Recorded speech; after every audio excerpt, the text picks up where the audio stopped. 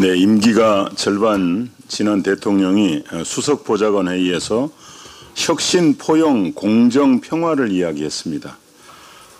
원내대표께서도 말씀하셨지만 조국 부인 정경심 교수의 수사 기소 내용을 보면서도 공정을 또 대통령이 말할 수 있는지 묻고 싶습니다.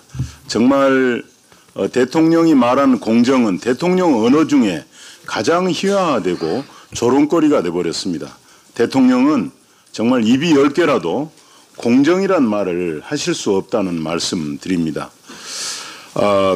조국 전 장관이 잊을만 하면 또 이렇게 시선을 끕니다. 본인의 명예가 회복되도록 최선을 다하겠다고 했습니다. 정말 부끄러운 일입니다.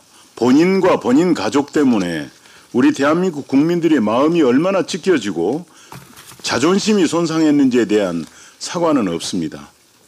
그저 본인의 명예회복이 우선 급선무인 그런 수준의 인물이었습니다. 또 붙입니다. 본인도 모르는 일로 검찰 개혁이 지연될까 이렇게 두렵다고 했습니다.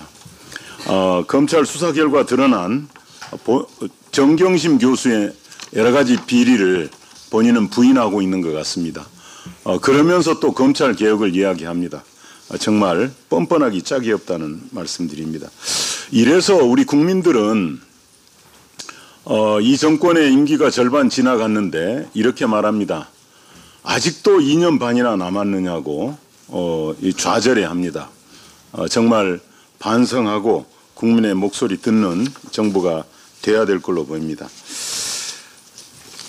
청와대 대통령과 정의용 실장이 평화를 이야기하면서 북한이 이제 그 이동식 발사대에서는 ICBM을 쏠 수 없다고 하는 데 대해서 미국 측 전문가도 이제 거들고 나섰습니다. 이 정권이 너무 북한의 위협을 축소하고 있는 것 같다고 꼬집었습니다.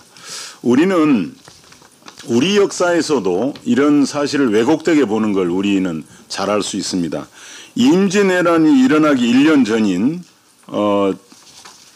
1591년 당시 선조 임금은 일본의 조선통신사로 황용길과 김성일, 서인과 동인 대표를 보냅니다. 그래서 일본 상황이 어떤지 알아보고 오라 그랬습니다. 당시 일본은 풍신수길이 임진왜란을 준비하고 있었습니다.